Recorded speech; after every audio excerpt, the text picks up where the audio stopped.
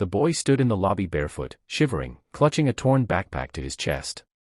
Snowflakes clung to his hair like tiny frozen tears. People passing by barely noticed him, too busy rushing toward their warm offices. But one man stopped, Alexander Reid, the youngest CEO in the city and a man known for his cold discipline and impossible standards. He wasn't the type to pause for anything. Yet something about the boy's trembling lips and wide, fearful eyes froze him in place. "Sir," the boy whispered, voice cracking, "my mom didn't come home last night." Alexander felt his heartbeat stutter, a rare thing for a man who had built an empire by never letting emotion steer him. The boy looked no more than 7, with bruised knees and a hope that looked ready to break. "Where do you live?" Alexander asked quietly. The boy glanced at the door, at the swirling snow outside. "Near the old river station." "Mama works at your company, the night cleaning shift. She always came home." But she didn't. 1,000 thoughts hit Alexander at once. Missing employee. Injury. Something worse. He didn't know why, but he felt a responsibility rising inside him, something heavy and urgent. "Come," he said. "Show me." They stepped into the snow, the wind slicing across their faces. Alexander removed his own scarf and wrapped it around the boy's neck. The boy tried to refuse, but Alexander shook his head. "You'll freeze." As they walked, Alexander learned his name was Liam. He talked softly, as if afraid words themselves might shatter the air. "Mama said she'd bring food today. We only had bread yesterday. She never lies, she never leaves." Alexander's chest tightened. He had grown up in a similar cold, abandoned by a father who made promises like smoke. He knew the fear in the boy's voice too well. They reached a neighborhood the city had forgotten. Houses leaned like tired old men. The snow here was thicker, untouched by traffic. Liam led him into a narrow alley beside a warehouse. "She always passes here," Liam murmured. Suddenly he stopped. Alexander followed his gaze, and his stomach dropped. There, half buried in snow, lay a small cleaning cart. The company's logo was still visible. And beside it, a scarf frozen stiff. Liam gasped. "Mama's." Alexander knelt and picked up the scarf, his jaw clenching. Something had happened, something serious. He pulled out his phone and called security, demanding an immediate search. But Liam tugged at his coat.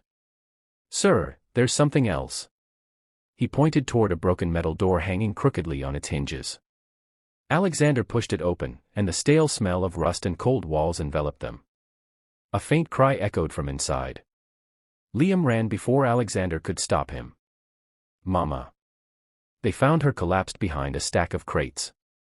Her hands were scraped, her blouse torn, and her breathing was shallow.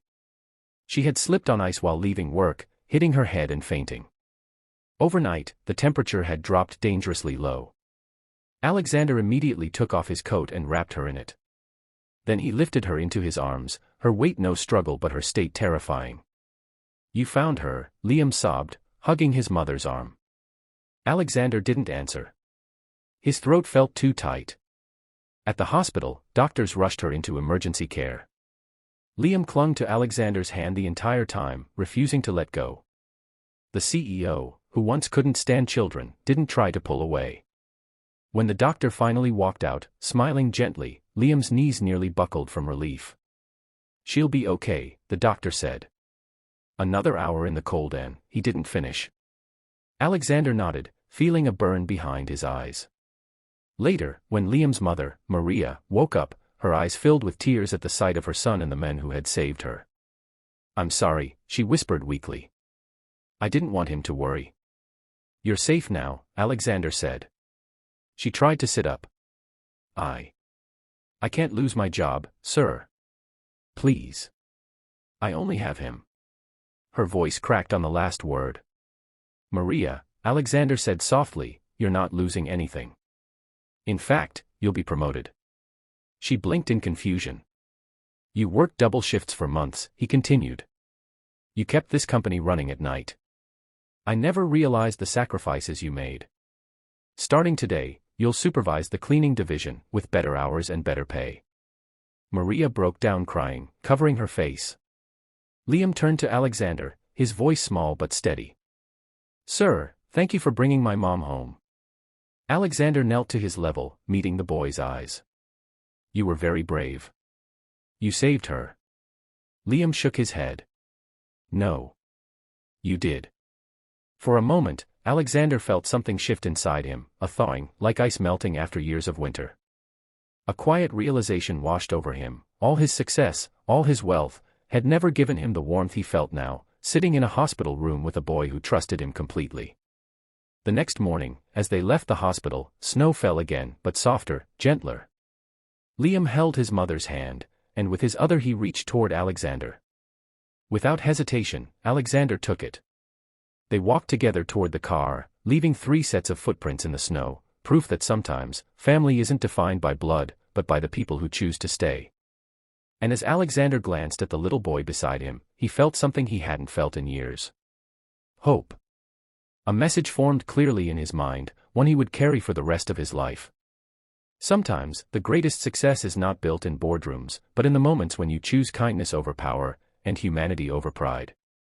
For the next few days, Alexander found himself thinking about Liam and Maria far more than he expected. Meetings blurred, reports piled up, and his assistant kept reminding him of deadlines, but every time he saw snow outside his glass office window, he remembered that trembling boy saying, "My mom didn't come home last night." Something inside him had shifted, and once it shifted, it didn't go back. On the 3rd morning after the incident, Alexander made an unexpected decision. Before heading to the office, he drove straight to the small neighborhood by the river. The snow had melted slightly, revealing muddy patches on the ground. Children played near broken fences, and the air smelled of early winter rain. He spotted Liam instantly. The boy was sitting outside on an old wooden step, tying his shoelaces with intense concentration. His shoes were too big for him, the straps frayed, but he didn't seem bothered. When he saw Alexander stepping out of the black SUV, his eyes widened. "Sir." Liam jumped to his feet. Alexander smiled, an expression he rarely used. "Good morning, Liam. Is your mom home?" Liam nodded. "She's inside. She's better now. I made her tea today. Do you want to come in?" Alexander paused. No one ever invited him into a home. People usually invited him into conference halls or backstage rooms or presidential offices. Never, home. "Yes," he said quietly. "I'd like that." Liam led him inside the small, dimly lit house. The walls were cracked, but the place was clean. A soft smell of tea and soap filled the air. Maria was sitting at the table, folding clothes, her head wrapped in a scarf to cover her bandaged wound. When she saw Alexander, she froze and immediately tried to stand. "Sir, I didn't know you were coming. I'm sorry, the house is small." Alexander raised a hand gently. "Please, sit. I'm not here for anything official." She sat cautiously, her eyes still filled with guilt, as if poverty were something to apologize for. "I came," Alexander said softly, "because I wanted to check on you both." Maria's eyes filled with tears. "We don't know how to thank you." "You don't have to," he replied. But Liam had already run into the small kitchen space. "Wait. I made something." He returned carrying a little paper box, decorated with blue crayons. When he handed it to Alexander, his hands shook with excitement. "I made cookies," he announced proudly. "They're not like bakery ones. But I wanted to thank you for finding Mama." Alexander opened the box carefully. The cookies were oddly shaped, uneven, some a little burnt, but he smiled wider than he had in years. "They're perfect," he said. Liam's face lit up. As Alexander took the first bite, he felt something warm inside his chest. The cookie was sweet, a little crunchy, but the feeling behind it was what hit him the hardest. He didn't realize he had missed something so simple, being cared for, even in the smallest ways. But the moment didn't last long. Liam suddenly went quiet, staring at the window. Then he whispered, "Mama, they're back." Maria stiffened, fear instantly washing over her face. Alexander noticed. "What's wrong?" Maria's voice trembled as she stood. "My landlord, he came yesterday demanding money we don't have. I told him I'd pay after your company processed my new salary." He didn't believe me and threatened to throw us out. Liam swallowed hard. He said he'd come today.